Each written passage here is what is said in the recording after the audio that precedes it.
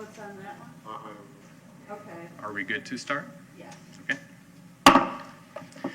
This meeting of the Community Development Board is called to order on May 21st, 2019.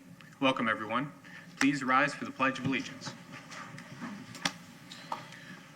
I pledge allegiance to the flag of the United States of America, and to the republic for which it stands, one nation, under God, indivisible, with justice for all.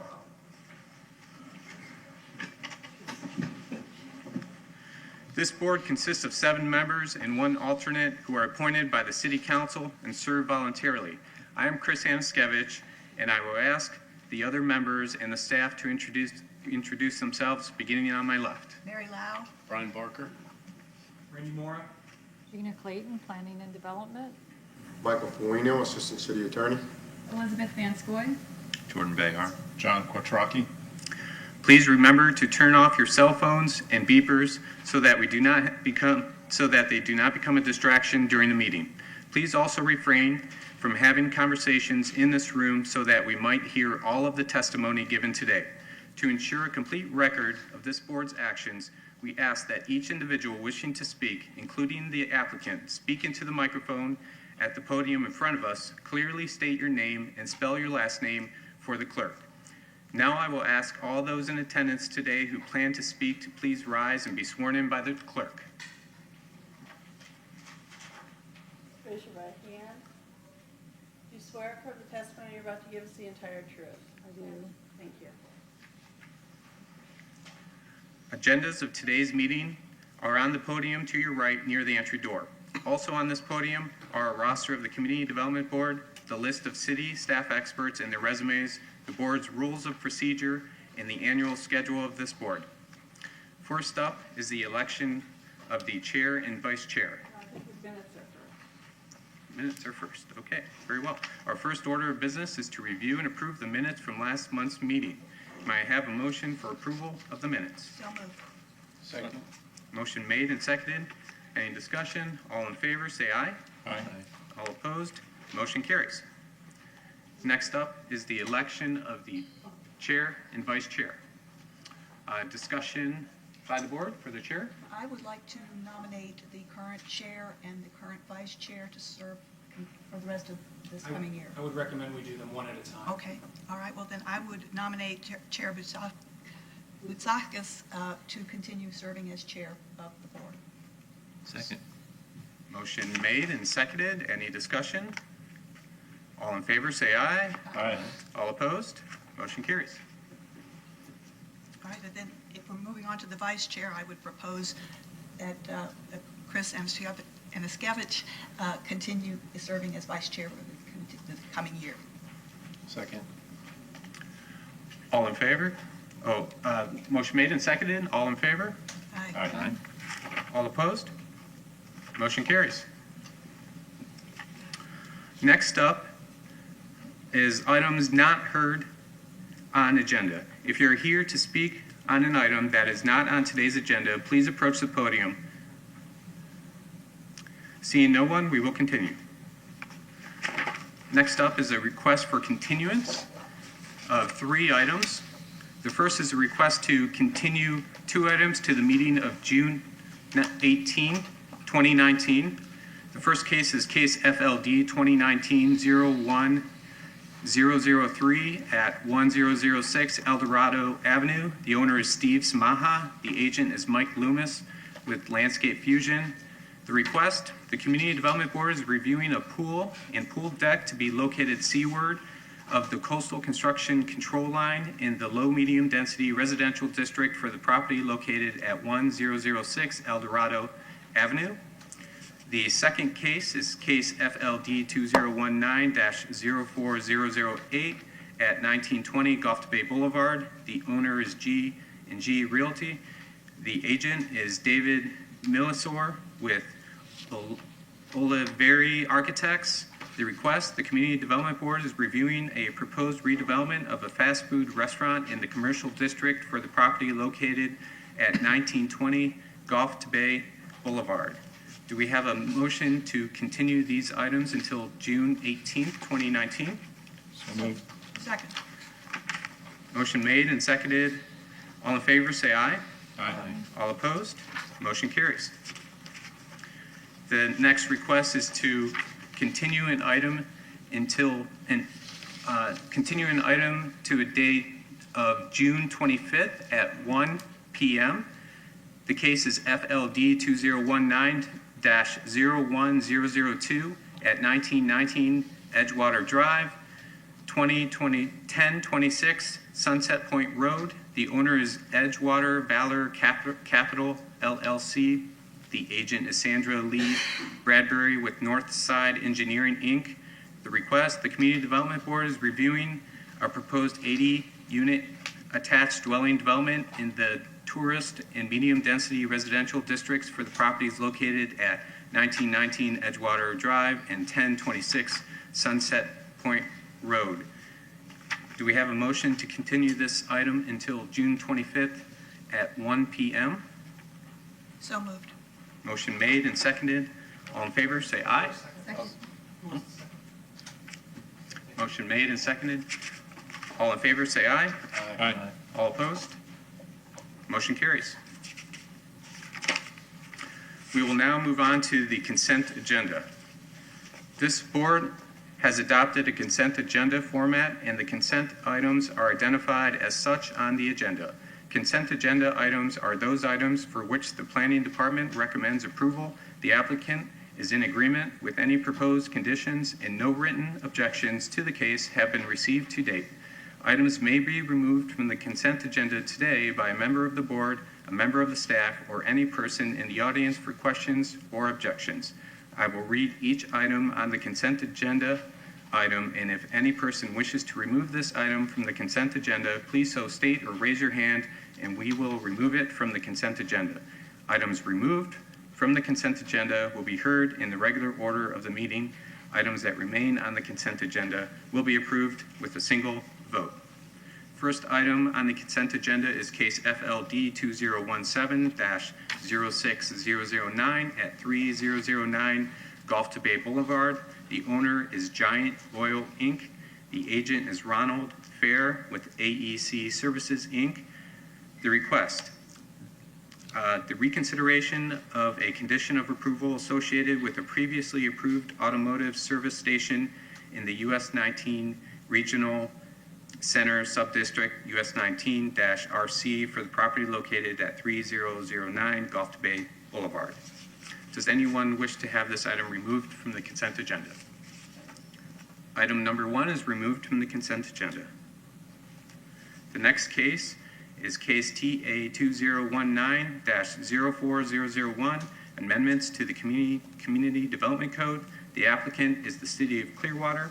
The request, the Community Development Board is reviewing a request to amend Section 5-1102 of the Community Development Code to change the composition of the Public Art and Design Board to include a representative from the Clearwater Arts Alliance, Inc. and Creative Pinellas in making a recommendation to the City Council. Does anyone wish to have this item removed from consent agenda?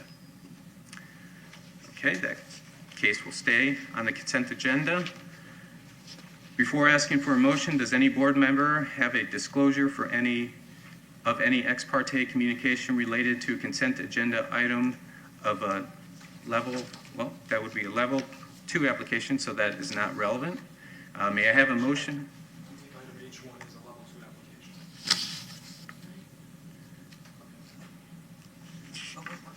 But we're working on it. This is That's being removed. the case, we're working on case 2, which is the level 3 application. Gotcha. Case number 1 has been removed. May I have a motion for approval of the first item, case FLD 2017-06009? No, that's a vote. We're going to hear that. Case number 2. Oh, my apologies. May I have a motion for approval of case number 2 on today's consent agenda? Recommendation. A recommendation, correct. I move to approve item number 2 on today's consent agenda based on evidence of the record, including the application and staff report. Hereby adopt the findings of fact and conclusions of law stated in the staff report with conditions of approval as listed. And to clarify, that's a recommendation of approval. Motion made. Second. And seconded. Any discussion? All in favor, say aye. Aye. All opposed? Motion carries.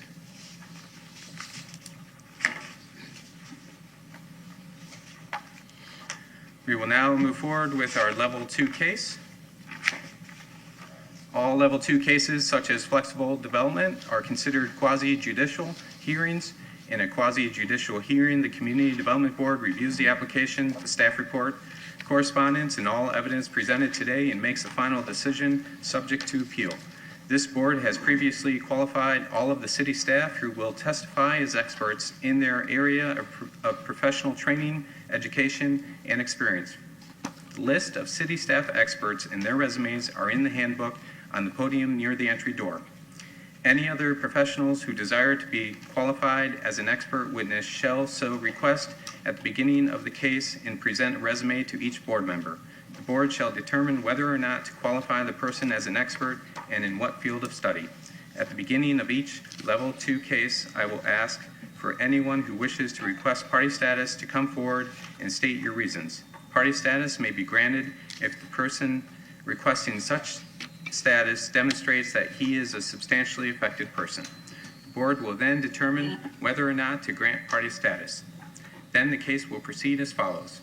Presentation by planning staff, 10 minutes max. Presentation by the applicant, 10 minutes max. Presentation by persons with party status, 5 minutes per party. Cross-examination of witnesses by planning staff. Cross-examination of witnesses by applicant. Cross-examination of witnesses by persons with party status. Comments by the public, 3 minutes per person. Closing remarks by the planning staff, 3 minutes maximum. Closing remarks by persons granted party status, 3 minutes per party. Closing remarks by applicant, 3 minutes max. Closing of the public hearing, discussion, and vote by the board. Our one Level 2 case today is FLD 2017-06009 at 3000 Gulf to Bay Boulevard.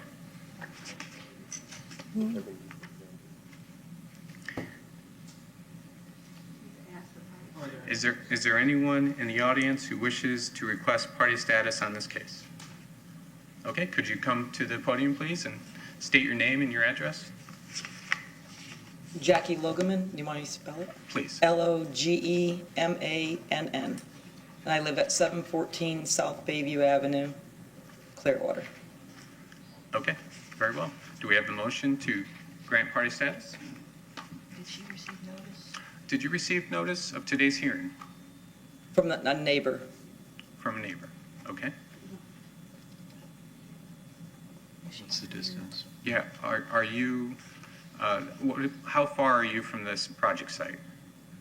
Well, Bayview Avenue is a short little road, so I'm like almost down towards the bottom, probably about, I don't know, 200 feet, 300 feet, I'm not too sure. Okay, Mr. Chairman, I would move to grant party status to Ms. Loveland. Second. okay. Motion made and seconded. All in favor, say aye. Aye. All opposed? Motion carries. You may take a seat now. Thank you. Please come to the podium. We have one more. He's the applicant. Oh, you're the applicant? Yes, sir. Okay. My name is Paul Zach. I work for AEC Services and Ron Fair, the engineer. Okay, I don't think there's any need to, yeah, I think You already have you've party already had party status? status, Okay. correct. Thank you. Thank you. Okay, presentation by planning staff. Mr. Chair, before the testimony begins, the city would move to have Mr. Nornberg introduced as an expert witness in zoning, site plan analysis, planning in general, landscape ordinances, and the matters on which he's about to testify. So moved. Second. Motion made and seconded. All in favor? Aye. All opposed? Motion carries. Okay, Kevin Nuremberg, Planning Development Department. On November 21st, 2017, the Community Development Board approved a request for an automobile service station in the US 19 Regional Center for the property located at 3009 Gulf to Bay Boulevard. Prior to the approval, the CDB discussed the removal of a permanent roof access ladder on the building's west facade due to the concerns expressed by the neighbors about a negative visual effect of the ladder from Bayview Avenue. And how'd that work? Not in slide. Just trying.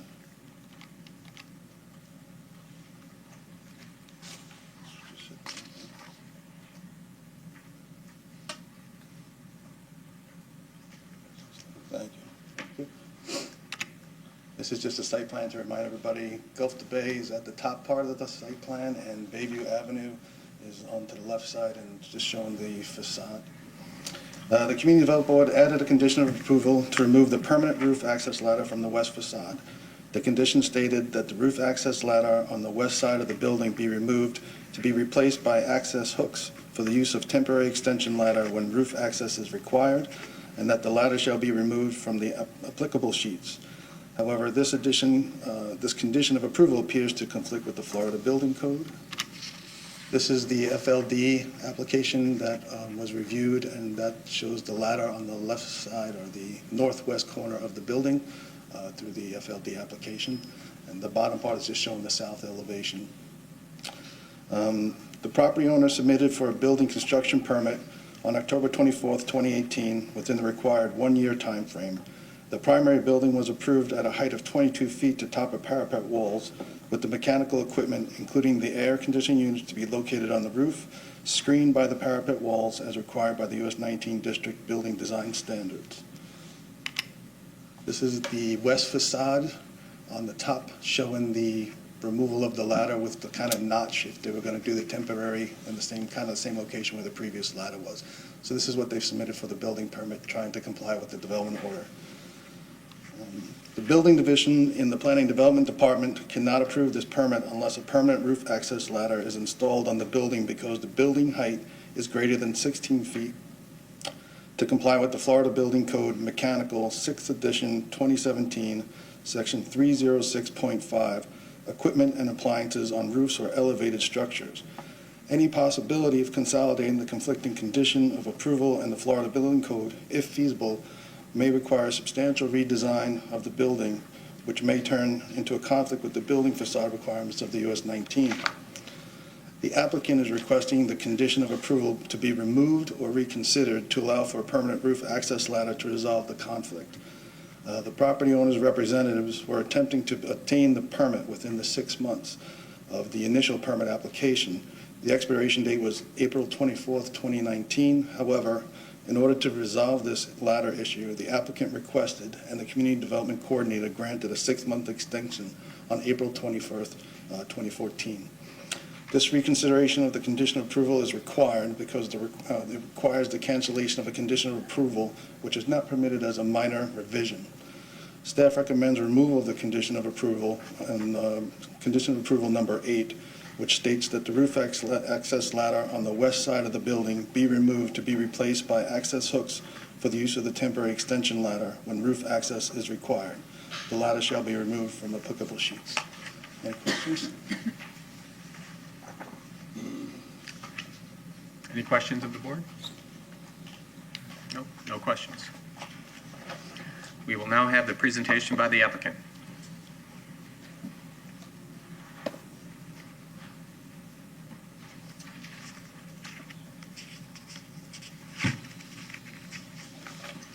Good afternoon. Can you spell your name, please? My name is Paul, P-A-U-L, Zach, Z-A-K. Thank you. So we are just trying to follow the building code and in the safety of public safety. We would like to have the permanent ladder in the location we originally had. Okay. Any questions? Okay. We will now have a presentation by persons with party status. Thank you.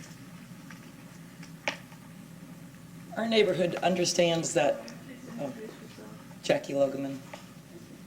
Our neighborhood understands that this is probably a ladder that's required at this point. What we did in the beginning was, it's an entrance to our historic neighborhood. And that's what, when we begin going into our neighborhood, you see back of a commercial building now that's going to be quite large and ugly. So we were just trying to get rid of the ladder, put it somewhere else so we can have something that's kind of decent when we come into our neighborhood. If it has to go back there, we're hoping that it could be like painted the same color to blend into the back of the building. Maybe some trees on the back side of the building to kind of, we're just wanting something to make the back of the building look better. So if the ladder has to go, maybe something could be done with some bushes, some tall plants in that area. So when we come into our neighborhood, that we have something that looks like a big commercial building that's ugly.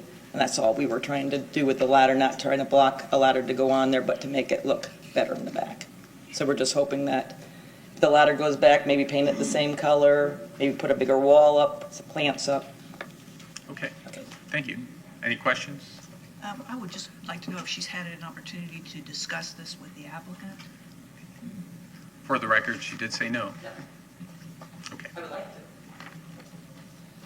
thank you. Cross-examination of witnesses by planning staff? None. Cross-examination of witnesses by applicant? Cross-examination of witnesses by persons with party status? We will now have comments by the public, if there are any. Closing remarks by the planning staff? No closing remarks. Closing remarks by persons granted party status? Do you have anything additional to say? No? Okay. Closing remarks by applicant? Okay. Please come.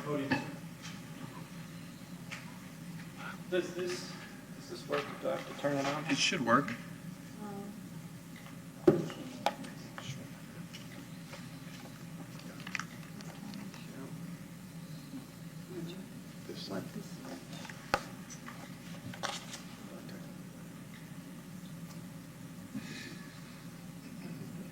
Supposed to be. I've got buttons.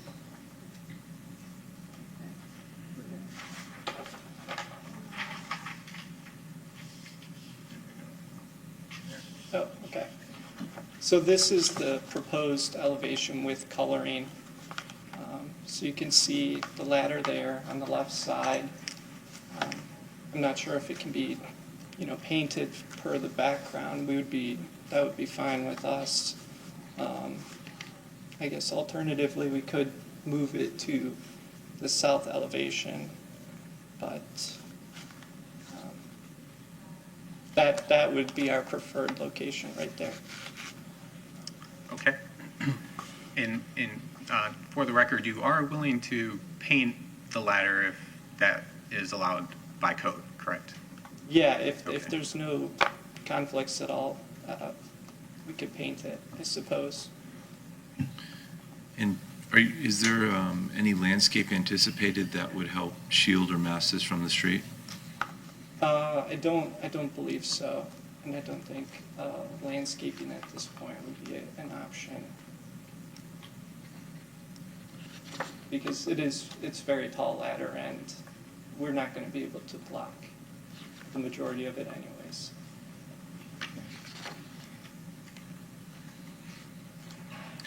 Okay. Any other questions? Thank you.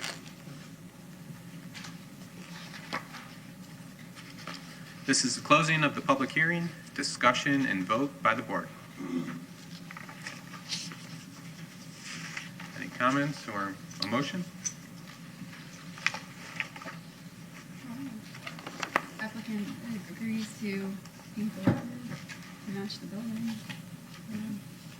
I can't hear you. The applicant agreed to paint the ladder to match the building, so I don't know if we have to include that or.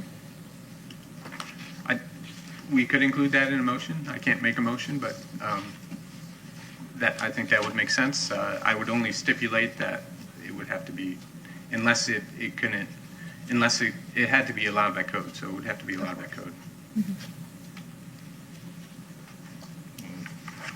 there any further discussion or motions from the body? Do we have any further discussion or motion?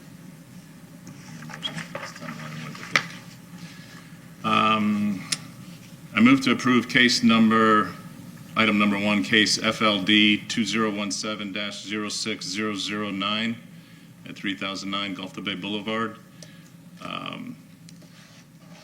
Based on the evidence and testimony presented in the application, the staff report, and at today's hearing, the hereby findings of fact based on said evidence, along with the condition of approval that if applicable by code, that the applicant will paint the ladder to match the color of the building as much as possible. Second. Motion made and seconded. Any discussion? All in favor, say aye. Aye. All opposed? Motion carries.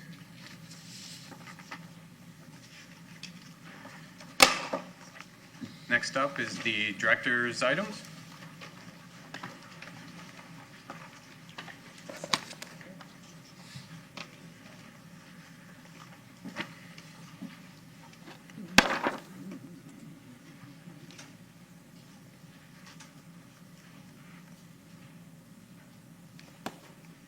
All right. Good afternoon. Richard Hartman, Transportation Planner for City of Clearwater. Nice to meet all of you. Here to give you an update on the City Complete Streets Implementation Plan that's been going on now. We're wrapping up. It's been going on for, about just a little over a year. And just to do a quick update, we're going to the City Council of the June 20th regular meeting, June 17th workshop. So we wanted to present this to you. And we're still working on the finalized plan. Departments have reviewed it, and it's being revised. And then we're going to have one more final review before we proceed to council. So that's why I'm providing you with just an update this time. Complete streets, what are they? Safer streets for people of all ages and abilities. This is something the City Council has recently adopted a Drew Street Complete Streets Plan, Complete Drew Street it was called, and we'll move forward and try to create a plan for citywide to create safer streets, improve mobility and accessibility to destinations. So this helps not only people of all abilities, people with disabilities, vulnerable populations that may not own a car, but also people who drive every day, because it makes the streets safer and more user-friendly for all modes of transportation. Benefits, health and safety. Of course, unfortunately, Florida has a ongoing record of bicycle pedestrian crashes that's not enviable. And so we improve the safety, but that also improves health by getting people out of their cars, more apt to walk, bike, use transit to get to their destinations. The economic strength, there's a lot of studies showing that economic development is tied closely with walkable downtowns, and we've got some great new plans for downtown redevelopment in the North Marina District that'll take advantage of complete streets, and it's part of the street process that is integrated with the land use. So, and I mentioned some equitable issues. It also helps protect the environment, air pollution, water pollution, less stormwater flow and things of that sort. So, but the one thing to always keep in mind is that complete streets is a misnomer in a way. Not every single street is the same. You don't take one prototype and say every street has to do this. So that's what we're going to be showing you here in just a couple of minutes, how different streets will be analyzed independently. This is the old way of doing things. This was what's called auto-centric review. It was looking curb to curb, travel lanes, how fast can cars get from point A to point B. Speed was seen as a positive, but it doesn't equate to travel time. It doesn't mean that going faster you're going to get from point A to point B better. But then bicycles and pedestrians and how most people get around in short distances, they were ignored in this analysis. So now we've added land use. And streets are really, it's almost building facade. It's the entire right-of-way, and you have to integrate into what the land uses are along the side of the street. So it's not just travel lanes, it's sidewalks, furniture zones, and you'll see there are different aspects of the street that it's almost like Legos. You move a little here, you improve this mode, you move that, you take advantage of your entire right-of-way to make it serve and support the businesses and the land uses alongside of it. So this is called the Transect. This is something that Smart Growth America has developed quite some time ago, and Andres Duani and it shows how there are different aspects to different land uses in your city. And that is something that we've looked at in the implementation plan of different types of parcels, different portions of the city have different modes and have different needs as far as the transportation network. So here's an example of one of the things we've done. We've defined different areas of the city by the land use context and by the roads and the users. So this is an example of the urban edge map. This will take a context and it'll say, okay, what is the land use here? What is the destinations like here? What are the roads, the right-of-ways? And we try to adapt those to serve this area. And we do that by presenting a matrix.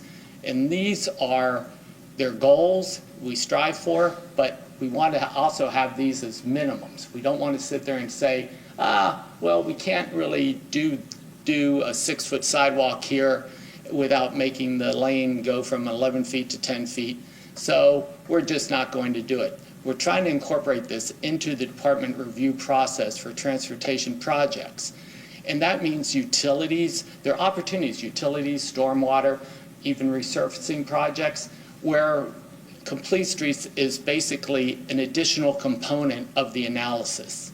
It is something like we look at, are people using this to walk to schools? Are they walking to churches? Or is it a thoroughfare where people are just trying to get through quickly from, say, US 19 to the beach on State Road 60? But the one thing is that even though you're balancing different modes, you always account for every mode as much as possible. So you don't say, all right, this is a heavily trafficked road, and we're just going to ignore bicyclists or ignore people who have to walk or walk to transit. No, you sit there and you balance the system and you create a hierarchy of modes, and then you make your designs meet those needs. And so that's what the matrix is for. We have the pedestrian realm, which is a sidewalk, and then what they call the furniture zone, so from the curb to the private property line, that part of the right-of-way.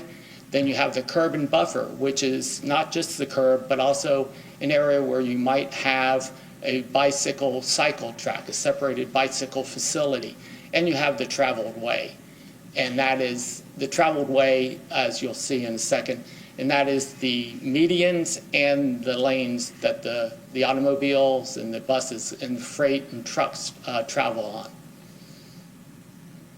And these are, what we've done is we've divided the types of roads into 4 different types, and that way we have an idea. We don't say, all right, you're a local collector and this is what's going to happen on every local collector, but it gives us a framework, and we'll identify in the future how all the streets, every street in the city, how do they fall into these categories to give us an idea before we get to a project of what we can possibly do there. Here's the breakdown. Pedestrian realm, you can see on the far right and left. You can see the buffer way is basically where just outside the curb and the bike lane, and then the travel way and the medians, and that's what I was talking about. But this gives you an idea that it's not just the travel way, it's the entire right-of-way. And it's got to be interacting with the land uses and the building facades. And if you have a building that's commercial and set back 100 feet, you're going to have a different approach to those needs than you do when you have retail that's right up against the sidewalk.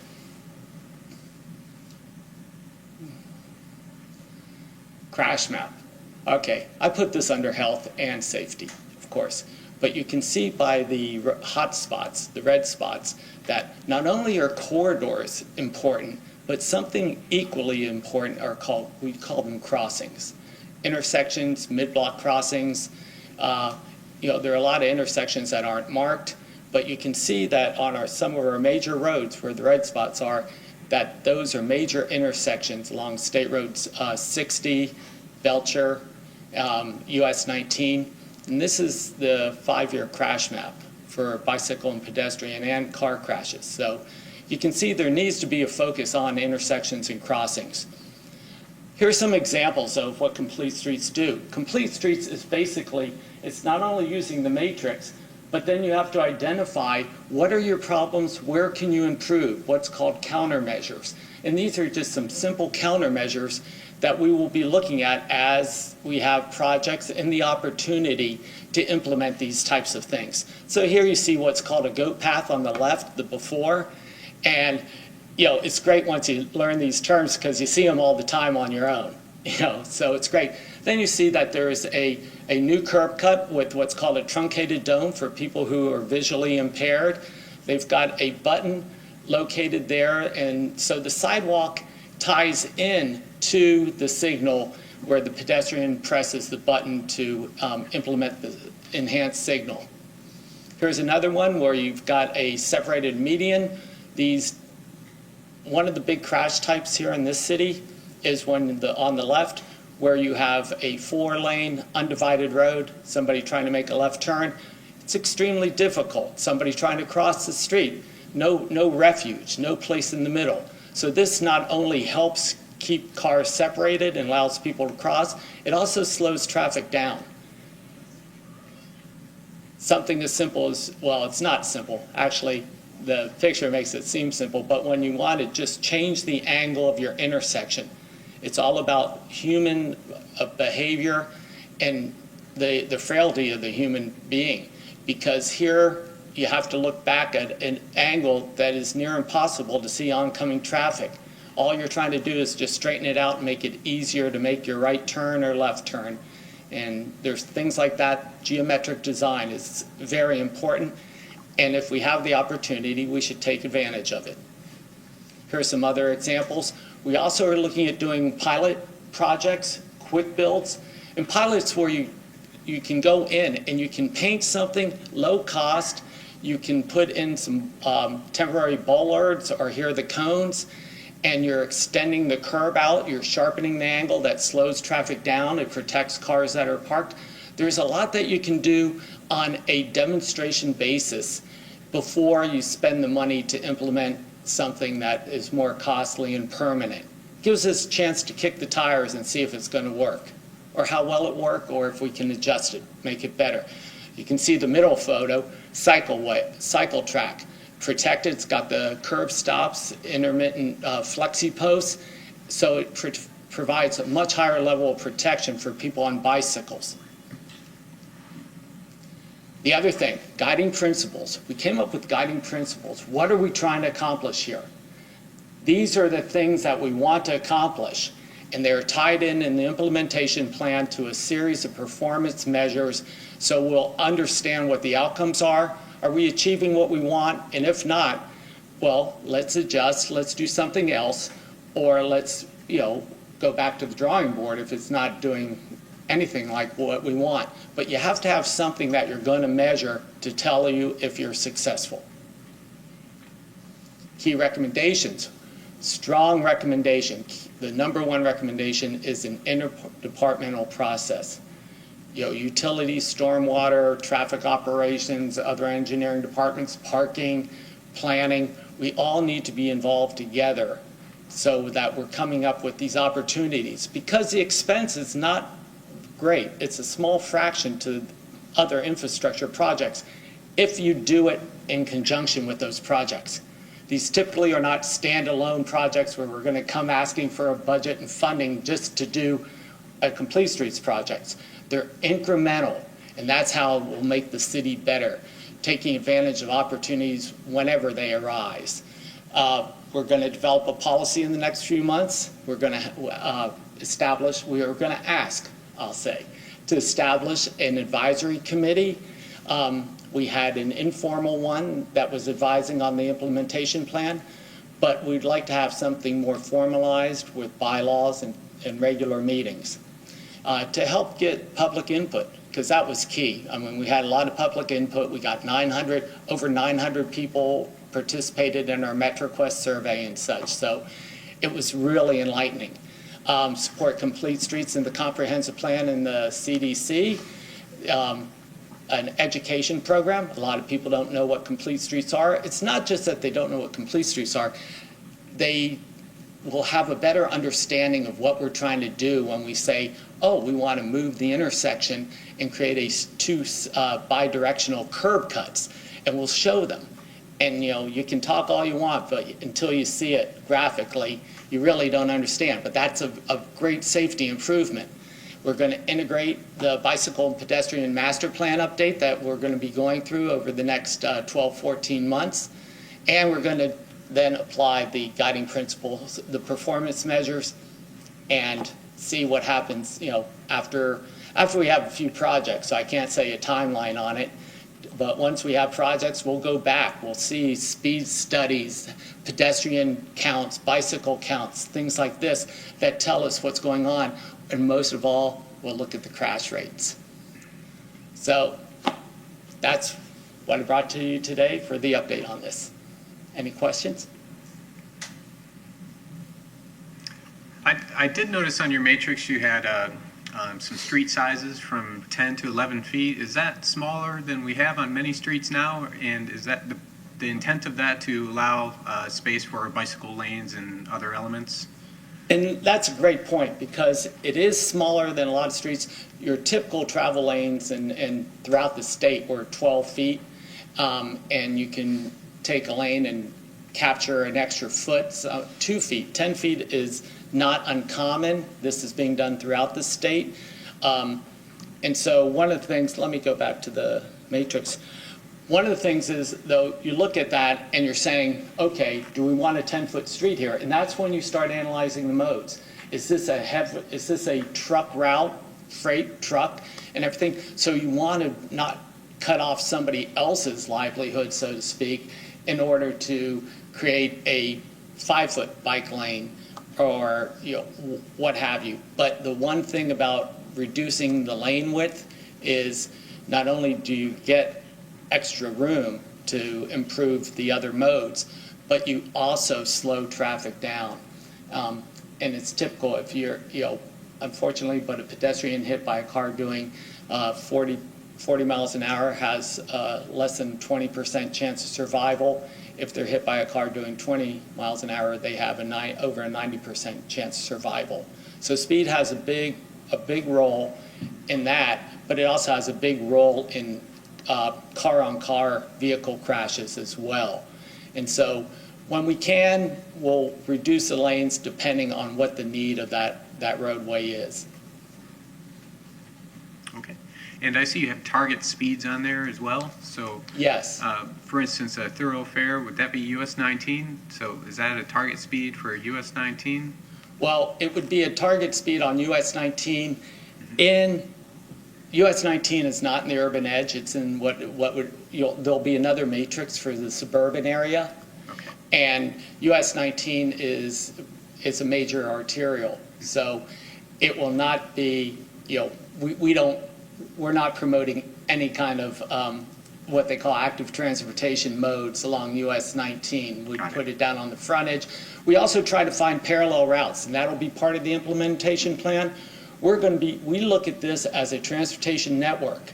So if you're doing something here that might constrain walking and not being able to say a Drew, we'll be looking at Cleveland. Where can we do a bicycle boulevard or a more pedestrian friendly parallel road? Because the key is not just, that's what I'm saying, it's not each road has to create the same template, but you look at your network, because the key for this is people getting from where they need to go. That's why I use the term accessibility in a different manner. Okay, thank you. Is there any contemplation or integration or further integration of public transit components in the Complete Streets plan? Oh, definitely. I mean, we're looking at where you can have bus pullouts. You can have, sometimes you'll be looking, if it's a heavily used transit corridor, then you want to provide that kind of access. Sometimes you can have, they have bike boxes, but they also have bus boxes where you get ahead of the traffic, or you are able to have the light timed in such a way where it leads out the traffic and doesn't have that problem of delay pulling in. So, we have other regional plans where there is a State Road 60 study that is bringing from West Shore area in Tampa, and they're looking at how can they improve the transit system from Tampa all the way out to the beach, at least downtown, where we may soon learn more about an intermodal center for PSTA. So we're looking at all modes, and transit, of course, is a key, especially because there's so many. We have a large percentage of our population that the household doesn't, there's no vehicle ownership. So transit and friends are their primary way of mobility. I've noticed many cities are also including green street design as part of their complete streets design, where you incorporate stormwater, planters inside the right-of-way, and these become attractive elements as well, but they also treat stormwater. Tarpon Springs has done that. Downtown Tampa has done that in a number of locations. Are we looking at that as well as part of our complete streets? Well, stuff like that's low-impact development, and then you try to use your natural resources to improve not only you're putting in your landscaping, but to reduce water costs and things like that, capture stormwater and drainage. Those are things that would probably, they're part of complete streets in some, but at this point, we're moving forward with just trying to get the network identified and put the process in place. And then we'll be able to go forward working with stormwater and utilities on those types of improvements to find out. Gulf Boulevard just, they did something like that about 12 years ago, but because of high water table and things like that, it didn't work. It didn't drain. So you have to be careful on things like that, but those are great ideas, especially for medians and things like that, as long as it's expensive, so that's another issue. But I understand, it's got a lot of bonuses to it. And so we'll look at that, but we need to get this whole process in place before we start knocking on that door. Sure. Any more questions? Thank you. Yeah, thank you. Thank you very much. Very good job. Appreciate it.